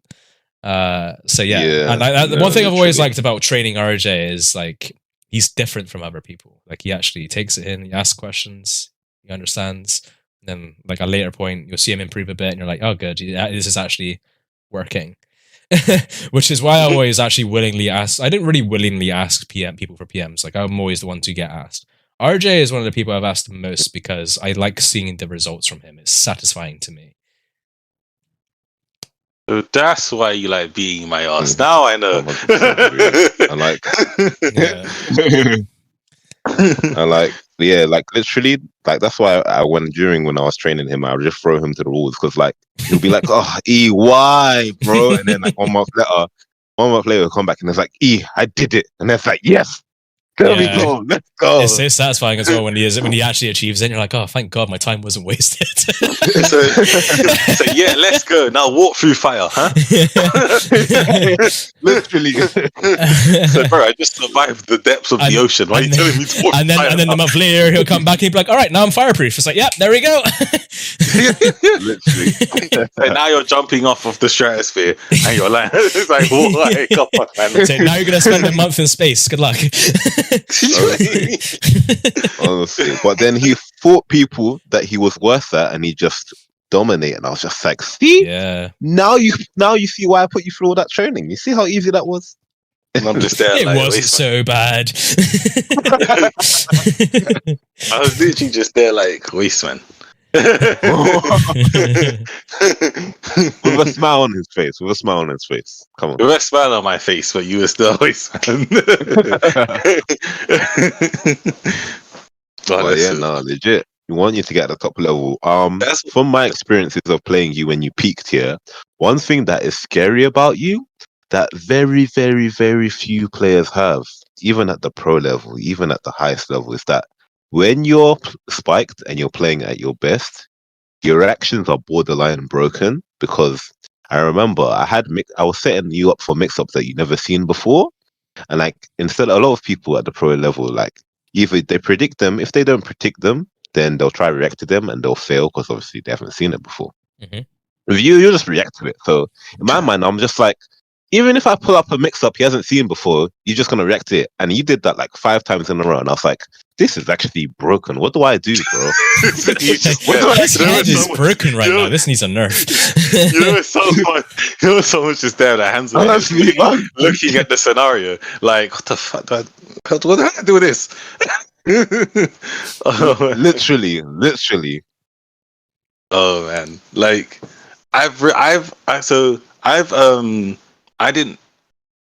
a theory behind this because I don't realize it, because you're not the first person that said it. Aaron has said it, and which is our friend, and Taz has said it. My theory is that I'm convinced, if you've watched Kuroko no Basket, that I have this thing called the zone, fam. Because I never know when I'm in it, but apparently when I am focused, I react to everything. It's like my brain goes at Mach 20. Like, that's my theory. But I don't know if it's true or not. No, the zone definitely exists, even in real life and fighting games. Yeah, I think But it exists for a lot of people, actually. But not everyone can tap into it. It's more common with top players. yeah, To be honest. yeah, definitely. Plus, no. How long is this recording? Yeah, no, I just checked OBS while you guys are talking. We're an hour and 50 minutes in, so almost 2 hours. See? Oh my god! Yeah. End the podcast. Yeah, because that's a lot for you to handle. This is going to You're be a probably big gonna file. have to edit like stuff out. And So- not only that, but like I didn't know what you're going to put in the background, because this is obviously a Discord recording, so I didn't know how you're going to Yeah. the background footage. You're gonna have to edit like stuff out. Yeah, Yeah. Yo, the amount of footage that I need to collect is mad. yeah. It took me a fair while to get with the fights for my one. I'm dreading when I got to do my next podcast. See, that's why I was smart. I kept mine within the hour. Yeah, I might not make mine so long. I might just do about an hour and 10 minutes for mine. I don't know. Yeah, I'm literally gonna like, because how I did it is I organized it. Wait, hold on. He's gonna edit this part out, innit? You might as well do the outro, fam. Might as well do the outro. Yeah, because I mean, that's if you got nothing else to say, then yeah, might as well. yeah, that's unless you want to keep talking, unless you want to keep it Yeah, I going. mean, it's up to you. 'Cause You're it's gonna going on your channel. You're gonna edit it anyways, innit? I'm Yeah. assuming because of how long it is. So yeah. You guys, like, I don't care. I'm not doing that. I'm trying to think about But, you. I don't think I have anything else to add in it, unless you guys want to add something. No, I don't either. No, I don't have much else to add. Like we've spoke about quite a lot in this podcast. Yeah, Fact. it did make me think that I do want, like, maybe I should do like as a 1K like the story of RJ in terms of Naruto and stuff, because I feel like I didn't realize how interesting my story was. Alongside your face reveal. Don't forget the Yeah, of course, yeah, that's happening. People Face need reveal. to see your handsome face. Face reveal. I do want to like do this song that I've done. Like, there's this song like this, like I wanted to do, and then like maybe just like the story where I get like people who are relevant to my story to kind of like talk. So like you, Ashura, Hero, Day and Ace if they're there, like maybe some students for like later on, but like people who are like back in the day. I wish Fox Sensei was here, man. Yeah. I wish he was here. I know for a fact that you'd have a field day talking with him, Mitch. Yeah. No, he sounds like an interesting person from what you told me. Yeah, because when I spoke to him, he literally like He literally, when I spoke to him and I asked him what was I like when I started out, because I remember when I told you I met him like this was years ago now, but like when I got better in it and I started being him. That's what he was saying. I was like, what was I like to train? He just sighed. I was like, oh. He's just, because he was literally there from like when I didn't even know the buttons, fam. So like he was trying to like go in generations and teach me how to like loop Neji's tilt and stuff like that, and it just wasn't working. Like ninja dashing through a combo. So he was like, as you press circle, do triangle X, you just see the tracker flare. you just wouldn't see the dash because I'm too slow. Oh man. Origins of RJ, guys. Stay tuned and find out on the next episode of Dragon Ball Z. Oh man. But yeah, if you guys add, this has been episode 4 of the podcast, right, guys? Episode 4, yeah. Episode 4. You know, we've all talked about what we've enjoyed about Naruto, our unique characters, and you know, a bit of RJ's story, so you get a bit of insight on how he started out. But yeah, I hope you enjoyed this episode. It's been your boy E_B163, UK's rap master extraordinaire. Good one. And it's been Poison. Go ahead and give your outro. Yeah, you know, it's just been your boy Poison Okami out here on the podcast. We spoke a lot of good things today, a lot of informative, interesting details. So you may have learned some new things from us. But as always, it's been your boy Poison Okami. Matane.